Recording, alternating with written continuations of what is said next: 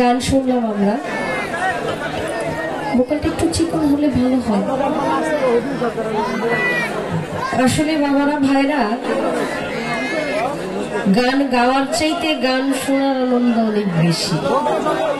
শুধু গান গাইলেই হয় না, মাঝে মধ্যে একটু শুনতেও হয়, এতে আত্মা সতেজ হয়। কারণ সবার জন্য গান গাইলে নিজেরও তো একটু গান শুনতে হয়, তাই না?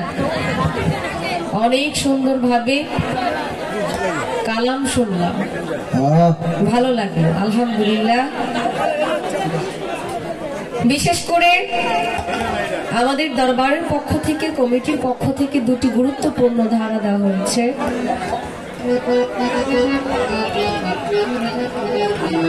দুটি ধারাই গুরুত্বপূর্ণ। কোন জায়গা থেকে,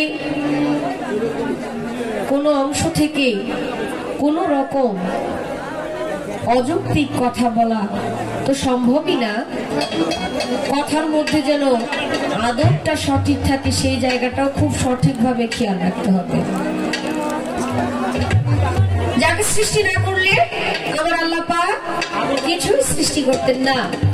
তিনি আমাদের দয়ার নবী, মায়ার নবী, শাফায়েতের কান্ডারি, সরদারে দু আলম হযরত আহমদ মুস্তাফা মুহাম্মদ মুস্তাফা সাল্লাল্লাহু আলাইহি ওয়াসাল্লাম, আমার রাসূল পাক সাল্লাল্লাহু আলাইহি ওয়াসাল্লামের জীবনী মোবারক, নবীজির জীবনী নিয়ে কিছু আলোচনা এবং আমার দয়াল নবী করিম সাল্লাল্লাহু আলাইহি ওয়াসাল্লামের মেরাজ সম্বন্ধে কিছু আলোচনা করার জন্য বলা হয়েছে। আমার নবী করিম সাল্লাল্লাহু আলাইহি ওয়াসাল্লামের মেরাজ সম্বন্ধে আলোচনা করবেন আমার শ্রদ্ধাভাজন বাবা হাওয়ায়েত শঙ্কর সাহেব। আমাকে দিয়েছেন দয়াল নবীজির জীবনী মোবারক নিয়ে কিছু গান কথা বলার জন্য। আমি চেষ্টা করব, আমি ছোট মানুষ, আমি আগেই বলেছি, আমি যে কিভাবে আপনাদেরকে বুঝাবো, জানাবো, সেই ভাষা আমার নেই। অনেক ভালো লাগলো, আমাদের উপস্থাপক ভাই বললেন আপনারা যতটুকু না হলেই নয় ততটুকু জানাবেন। কিন্তু যিনি আজকে আমার সঙ্গে গান করবে, আমি যার সঙ্গে গান করব, ওনার কথা বলার ধরন দেখে তো মানে না। জানতে জানতে জায়গাটা অনেক ভিন্ন জায়গায় চলে যায়, কিন্তু সে আমলে আনে না। বললেন আমি কিছুই জানি না, আমি তো কিছুই জানি না, তবু যতটুকু জানি চেষ্টা করব জানানোর জন্য। আহা বাবা রে, এই দেশের মধ্যে, এই জগতের মধ্যে যারা জানে তারা কখনোই বলে না আমি জানি না। কারণ ভরা কলসিটা সবসময় লড়ে করে, নাড়াচাড়া খুব কম করে, একটা জায়গায় গম্ভীর হয়ে থাকে, এটাই তার বড় প্রমাণ। আপনার কিছু কথায় আমার মন কায়রা নেই, আমার মন আর আমার কথা শুনে না। বন্ধনার মধ্যে শুনলাম, আমি বন্ধনাটা প্রায়ই শুনি, সামান্য তারিফ হবে না, সারা জনম গাইলে গান। চিন্তা করো হিন্দু মুসলমান, ফজলুল করিম সাহেবের লিখা, এটা যে এই দরবারেরই একজন, এটাও আমি জানতাম না, আমার বাবা জানো জানতো না। বন্ধনার শেষে সে বললেন আমি একটা পোলাপান।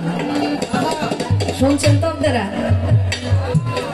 কদম মস্তান বাবা জানকে উপলক্ষ করে, সাক্ষী করে বলি, আমি তো নাদান মানুষ, নালায়েক মানুষ, আমার কথা মালিকের দরবার পর্যন্ত যায় কিনা জানি না। আমার বাজান যদি শুনে থাকে তাহলে যেন আমার এই ছেলেটারে পোলাপানেই রাখে,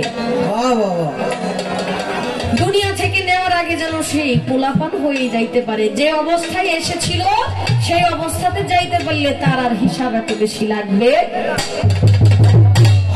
আমরা পোলাপান হয়ে আসি ঠিকই, কিন্তু পরে বৃদ্ধ হয়ে যাই, যেখান থেকে মুক্তি হওয়ার কোনো আশা আকাঙ্ক্ষা থাকে না।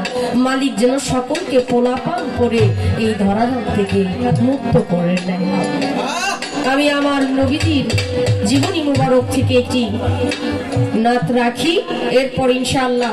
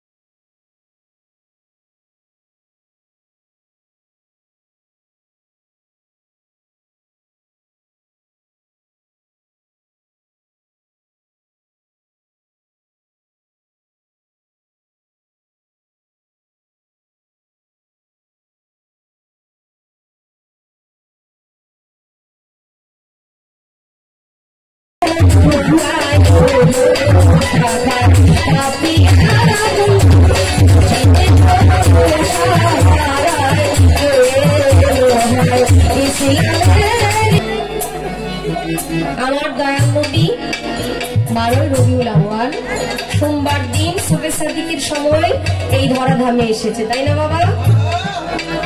নবী তত্ত্ব এবং নবীর জীবনের মধ্যে কিছু ঘোর তত্ত্ব আছে, যেটা সচরাচর অনেকেই বলেন না, এটা গোপন, যেহেতু গোপনেই রাখেন। আমরা সবাই কিন্তু জানি আমার দয়াল নবী সোমবার দিন এসেছে। আসলে এর পূর্বে কিছু ঘটনা আছে। আমার দয়াল নবী করিম সাল্লাল্লাহু আলাইহি ওয়াসাল্লাম এসেছেন শুক্রবারে, দুনিয়াতে আসলেন, আগমন হলো শুক্রবারে, কিন্তু আমার মাওলা তার কুদরতি চরণে আমার দয়াল নবীকে তার সাথে সাক্ষাৎ করানোর জন্য নিয়ে গেলেন আমার মালিকের কাছে। সেখানে কিছুদিন রেখে তারপরে সোমবার দিন সে প্রকাশ হল। আমার দয়াল নবী এমন একজন নবী ছিলেন, আমার নবী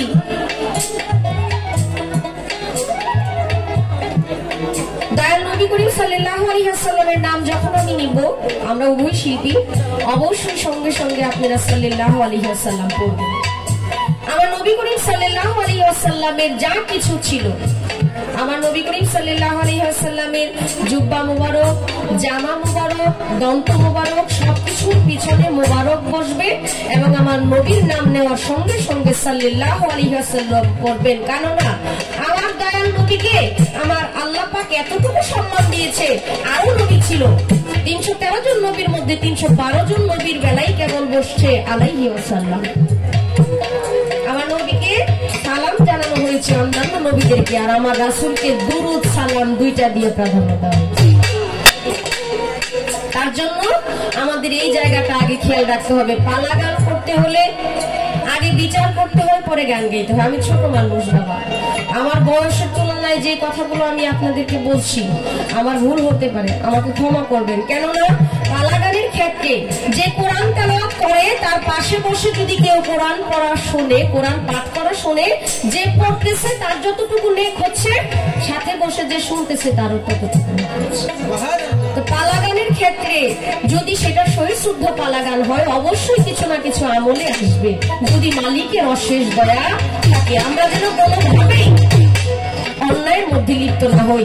অলির বাড়িতে এসেছি, অলির চরিত্রে চরিত্র গঠন করে যেন আমরা গান শুনতে পারি। গান বাজনা সাদকি, গান বাজনা ফাসিকি, নাজায়েজ অর্থ হইল বাজে কথা। যেখানে বাজে কথা হবে সেখানে আল্লাহর রহমত আসতে পারে না। যেখানে ভালো কথা হবে সেটাই জায়েজ, নাজায়েজ বলতে কোনো কথা নাই। যেখানে বাজে কথা হবে, আমরা যদি পালা করতে গিয়ে বাজে কথায় লিপ্ত হয়ে যাই, তাহলে আমাদের এই গান গাওয়া সঠিক হইল না। আজকে একজন ভাবের মহাজন পেয়েছি, আপনারা থাকেন, আপনাদের আত্মায় তো শান্তি হবেই, বরঞ্চ আমিও আমার আত্মাকে সতেজ করার জন্য অধীর অপেক্ষায় আছি।